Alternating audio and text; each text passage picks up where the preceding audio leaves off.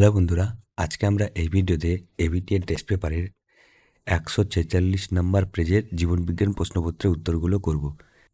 তো এর আগে জীবনবিজ্ঞান প্রশ্নপত্রের এবিটিএর টেস্ট পেপারের অনেক প্রশ্নপত্রের উত্তর করে দেওয়া হয়েছে, তোমরা চাইলে সেগুলো দেখতে পারো।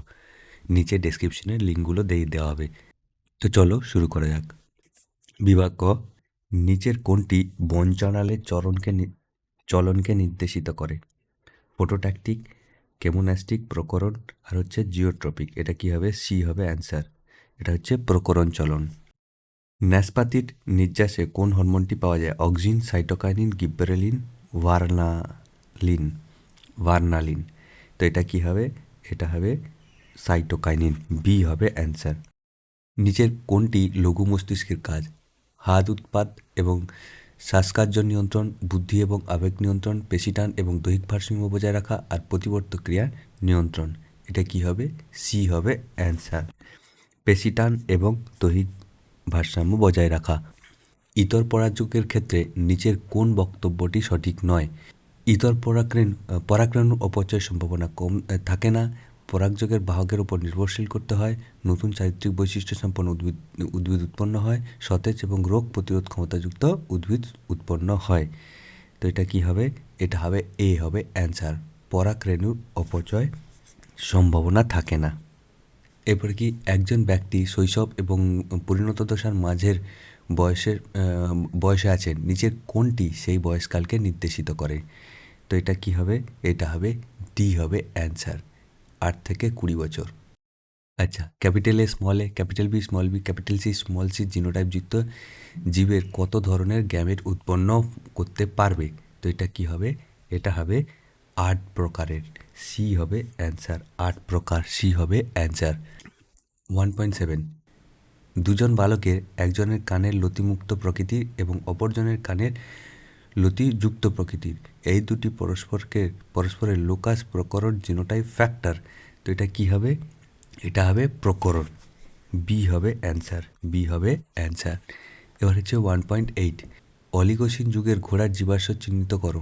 মেসোহিপ্পাস, মেরিচিপ্পাস, সিংহহিপ্পাস, আচ্ছা প্লিওহিপ্পাস। তো এটা কি হবে? এটা হবে এ মেসোহিপ্পাস। এ হবে মেসোহিপ্পাস। এ হবে অ্যান্সার। অর্জিত বৈশিষ্ট্যের বংশানুসরণ, এই মতবাদের প্রবক্তা হলেন বিজ্ঞানী ডারউইন, ওয়াইসম্যান, ল্যামার্ক এবং মেন্ডেল। এটা হবে সি হবে অ্যান্সার। ল্যামার্ক। সি হবে অ্যান্সার। ল্যামার্ক। 1.10, নিচের কোনটি নিষ্ক্রিয় অঙ্গের উদাহরণ? এমুড্রানা, হাতির আঙ্গুল, কক্সিস, ভার্মিফর্ম অ্যাপেন্ডিক্স। এটা কি হবে? এটা হবে বি। বি হবে অ্যান্সার, হাতের আঙ্গুল।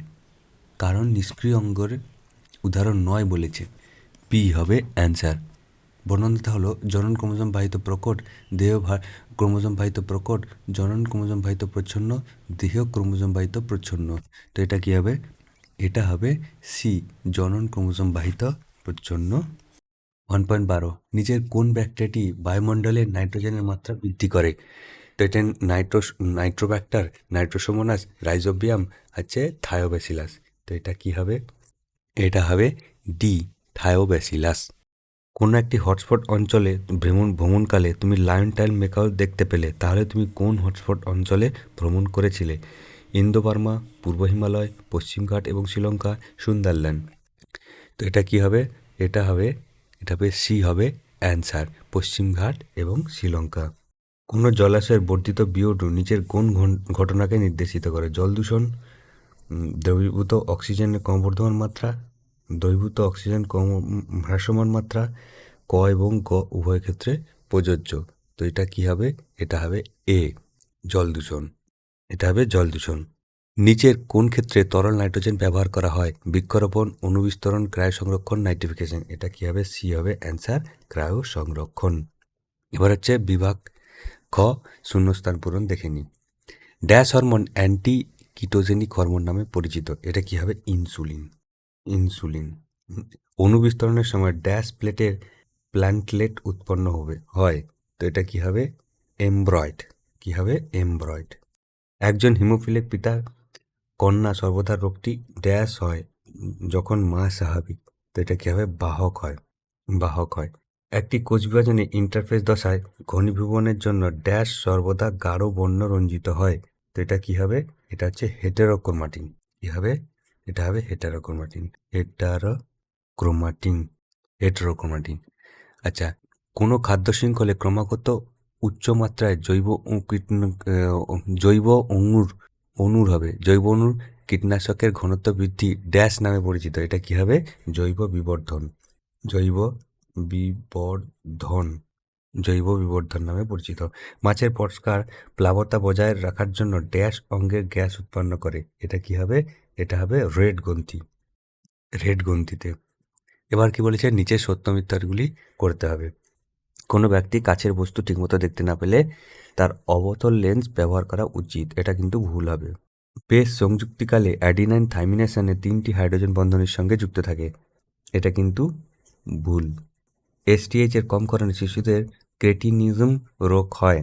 তো এটাও কিন্তু ভুল হবে। মরুভূমি উষ্ণ পরিবেশে ক্যাকটাস জল ছাড়াও একটানা অনেকদিন বাঁচতে পারে। এটা কিন্তু সঠিক হবে। তামাক চিবোলে প্রধানত ফুসফুসের ক্যান্সার হয়। এটা কিন্তু ভুল। সাধারণ ফার্নকে যৌনক্রম আদর্শ উদাহরণ হিসেবে উল্লেখ করা যেতে পারে। এটা কিন্তু সঠিক হবে। 2.12 এই অ্যান্সারটা সঠিক হবে। এবার হচ্ছে এ স্তম্ভের সঙ্গে বি স্তম্ভ মেলাতে হবে। দেখো, সিলিয়ারি বডি হচ্ছে কি? এটা হচ্ছে লেন্সের উপযোজন। খণ্ডীভবন হচ্ছে স্পাইরো গাইরা। তারপরে কি বলেছে? টিটি স্মল টি এটা হচ্ছে হোমোজাইগাস প্রচ্ছন্ন জিন। এরপর কি বলেছে? মাইক্রোস্ফিয়ার হচ্ছে কি? এটা হচ্ছে প্রোটিনয়েড। অসম্পূর্ণ প্রকটতা হচ্ছে কি? না ফিনোটাইপিক অনুপাত 1:2:1। আচ্ছা, সম্পদের অতিব্যবহারের ফলে কি হয়? না হচ্ছে সর্পগন্ধার বিপন্নতা। এটা তোমরা করে নেবে। 2.19 অক্সিটোসিন এলটিএইচ আইসিএসএইচ এফএসএইচ। তো এটা কি হবে?